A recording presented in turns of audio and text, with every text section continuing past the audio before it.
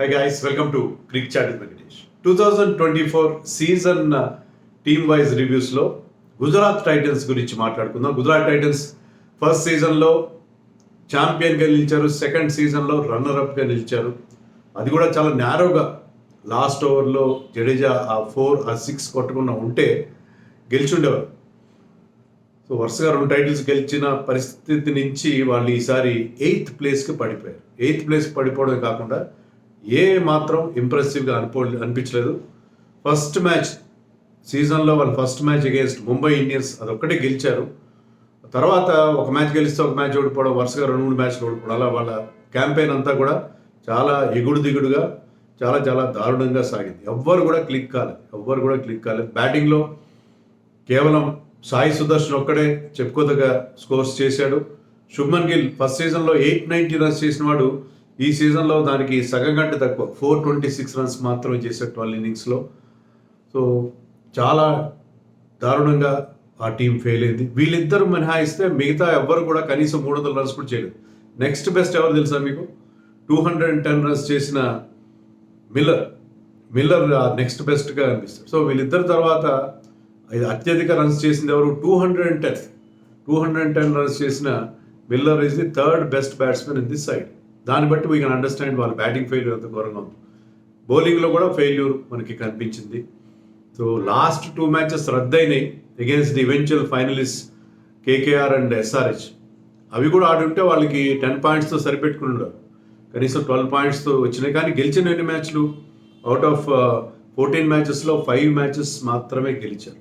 So ఏ మాత్రం వాళ్ళకి హోమ్లో కానీ ఎవే కానీ ఎక్కడ కూడా వాళ్ళకి సరిగ్గా వాళ్ళ పెర్ఫార్మెన్స్ సాగని స్థితి చూసాం. దీనికి కారణం ఏంటి?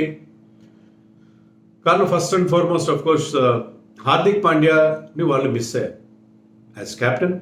మీరు అనొచ్చు హార్దిక్ పాండ్యా ఏదో చాప్రీ అంటారు, అదంటారు, ఏదో అతని మీద అందరికీ అతన్ని క్రిటిసైజ్ చేస్తారు. నేను కూడా అతన్ని పూర్తిగా సమర్థించిన యాటిట్యూడ్, కానీ as a player is very very important for any team. ఎందుకంటే ఈ సీజన్ అతను ముంబై ఇండియన్స్ బాగా ఆడుండకపోవచ్చు, కానీ జీటీకి ఆడిన 2 సీజన్లో కూడా ఈ పర్ఫార్మ్ వెరీ వెల్. క్యాప్టెన్సీ బాగా చేశాడు. ఈ combined very well with coach Ashish Nehra.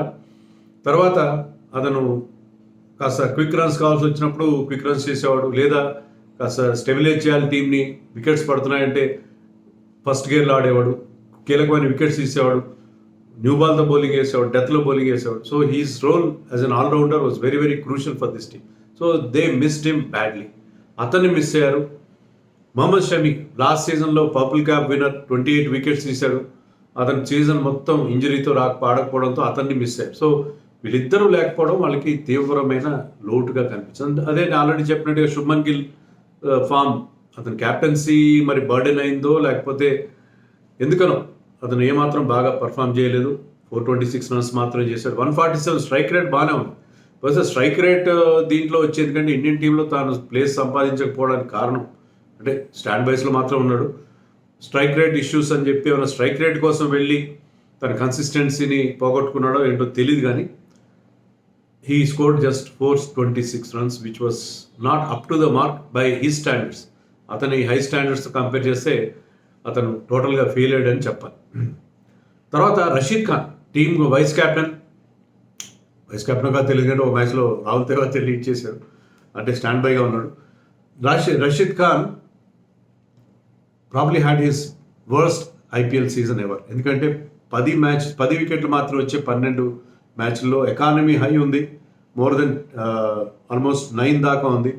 So Rashid Khan ఎప్పుడు ఇంత పూర్గా పర్ఫామ్ చేయలేదు. ఆర్సీబీతో జరిగిన మ్యాచ్లో ఒకే స్పెల్లో 4 ఓవర్లో 51 రన్స్ ఇచ్చేసాడు. Will Jacks went after him.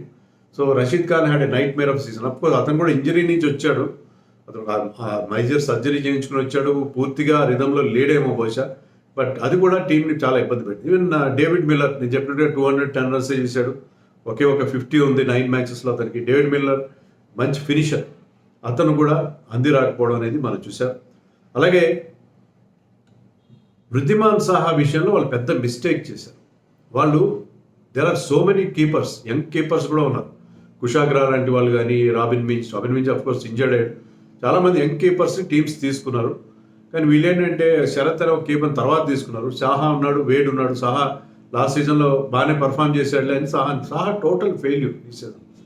అది వాళ్ళు హర్ట్ చేసింది. మాథ్యూ వైడ్ని ఆడించారు చివరిలో, అతను కూడా ఏమాత్రం ఏం చేయలేకపోయాడు.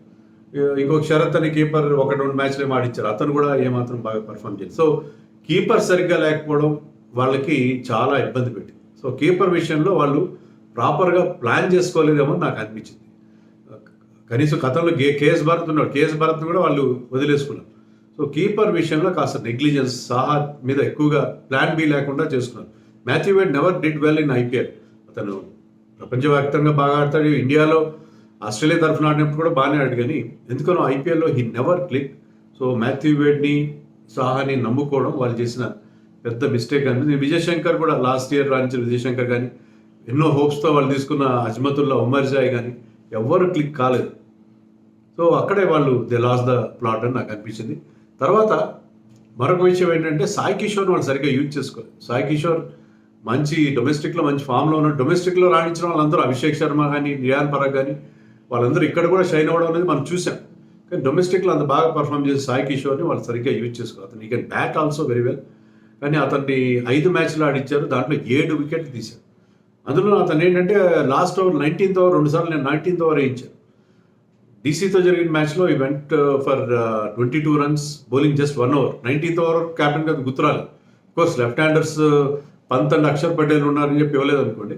కానీ ఈవెన్ 19th ఓవర్కి పంత్ వాజ్ ఎట్ స్ట్రైక్, అయినా సరే 19th ఓవర్ ఇచ్చాడు.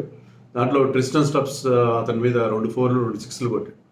సో సాయి కిషోర్ని ప్రాపర్గా యూటిలైజ్ చేసుకోలేదు. నూర్ అహ్మద్ మీద ఎక్కువ హోప్స్ పెట్టుకున్నారు. నూర్ అహ్మద్ చాలా ఎక్కువ వికెట్లు తీశారు, 7-8 వికెట్ తీశాడు ఆడిన 8 మ్యాచ్లో 9 మ్యాచ్లోనూ. సో నూర్ అహ్మద్ అంత మంచి రిటర్న్స్ వాళ్ళకి ఏమి ఇవ్వలేదు.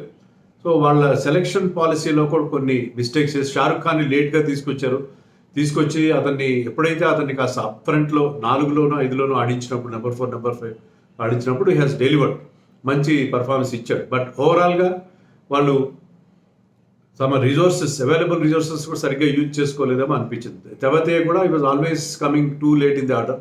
వచ్చినప్పుడు అతను కొన్ని రన్స్ చేశాడు, కానీ అతను పర్ఫామ్ చేయగలడు. లెఫ్ట్ హ్యాండర్ అతను కాస్త ముందు పంపించిన మిగతా బ్యాటింగ్ అంతా దారుణంగా ఫెయిల్ అవుతున్నప్పుడు తెవతేని కాస్త ముందుగా పుష్ చేసి ఉండాల్సింది. Because they have a finisher in Rashid Khan can finish the matches. కాబట్టి తెవతేని కాస్త ముందు ఆడించినా సరిపోయేది. తెవతేని కూడా వాళ్ళు సరిగ్గా యూటిలైజ్ చేసుకోలేదేమో. ఓవరాల్గా ఏం కలిసి రాదు, టోటల్ ఫెయిల్యూర్ నాకు అనిపించింది బ్యాటింగ్లో బౌలింగ్లో. మోహిత్ శర్మ లాస్ట్ సీజన్లో అద్భుతంగా పర్ఫామ్ చేసిన మోహిత్ శర్మ ఈ సీజన్లో 12 మ్యాచ్ల్లో 13 వికెట్లు తీశాడు, కానీ ఎకానమీ 10.31. ఢిల్లీతో జరిగిన మ్యాచ్లో he has gone for 73 runs. 73 runs in 4 overs. Nightmare. అతను లాస్ట్ ఓవర్లో Pant has taken him apart. So Mohit Sharma poor performance. వాళ్ళకి ఎవరైతే స్టార్స్గా ఉన్నారో గతంలో శుభ్మన్, మోహిత్ వీళ్ళందరూ, ఓన్లీ సాయి సుదర్శన్ ఒక్కడే బాగా పర్ఫార్మ్ చేశారు. అతను is the best performer for this side. అతను 527 runs చేశాడు, 47 యావరేజ్, 141 స్ట్రైక్ రేట్, ఒక 100, 2 50s ఉన్నాయి. సో సాయి సుదర్శన్ పర్ఫార్మెన్స్ మినహా మిగతా అంతా డొల్లతనం కనిపించింది. So they have to pull up their socks. Next సీజన్లో ఇలా ఆడితే చాలా కష్టం. They have to make lot of change. మంచి కీపర్ని తీసుకోవాలి, మంచి టాప్ ఆర్డర్ బ్యాట్స్మెన్ తీసుకోవాలి. Kane Williamson I think is not suitable for this format. అతని గురించి వాళ్ళు హోప్స్ పెట్టిన బదులు మరొక ఫారిన్ ప్లేయర్ని, మంచి అటాకింగ్ అండ్ అగ్రెసివ్ ప్లేయర్ తీసుకోవడం మంచిది. వాళ్ళు they have to be very very practical actually. So ఇప్పుడు గేమ్ చాలా డిఫరెంట్ లెవెల్లోకి వెళ్ళిపోయి, ఇప్పుడు ఏంటంటే కేన్ విలియమ్సన్ లాగా 120, 130 స్ట్రైక్ రేట్తో ఆడే బ్యాట్స్మెన్కి ఎలాంటి అవకాశం ఉండదు ఫ్యూచర్లో. So they have to go for power heaters. So వాళ్ళు కొంత చేంజ్ అనేది వాళ్ళ అప్రోచ్లో రావాల్సిన అవసరం. వాళ్ళు ఇంకా కాస్త పాత మెథడ్స్లోనే వెళ్తున్నారేమో అని అనిపించింది నాకు. ఇప్పుడున్న big hitting type of players వాళ్ళ దగ్గర లేరు. సో ఆ మార్పులు వాళ్ళు చేసుకోవాలి. మరి ఎవరిని రిటైన్ చేసుకోవాలి వీళ్ళు? I think they have to retain players like Shubman Gill, of course will be there, Sai Sudharsan, Rashid Khan and Shami. అంతకుమించి వేరే choice. But they still have to buy back players like David Miller, Tewatia, Mohit Sharma. వీళ్ళని Mohit Sharma 35, but buy back చేయొచ్చు. అతను పెద్ద అమౌంట్కి ఏం వెళ్ళడు, ఎందుకంటే is already 35. So Shahrukh Khan కూడా వాళ్ళు, షారుఖ్ ఖాన్ కానీ, మిల్లర్ని కానీ, మోహిత్ శర్మ, తెవతియా, వాళ్ళకి ఏంటంటే ఆ కోర్ టీం కంటిన్యూ చేసుకునే అవకాశం ఉంటుంది. మిగతా గ్యాప్స్ వాళ్ళు ఫిల్ చేసుకోవాలి. మంచి ఓపెనర్ని వాళ్ళు తెచ్చుకోవాలి, మంచి కీపర్ని తెచ్చుకోవాలి, అండ్ ఫారిన్ ప్లేయర్స్లో ఒకరిద్దరు మంచి పవర్ హిట్టర్స్ని వాళ్ళు తీసుకోవాలి. అలాగే బౌలింగ్లో కూడా స్పెన్సర్ జాన్సన్ లాంటి వాళ్ళు కాకుండా, ఉమర్ జాయ్ లాంటి వాళ్ళు కాకుండా they should go for gun bowlers. Gun bowlers కోసం వెళ్ళాల్సిన అవసరం ఉందని. సో మీరేమనుకుంటారు కామెంట్స్లో చెప్పండి.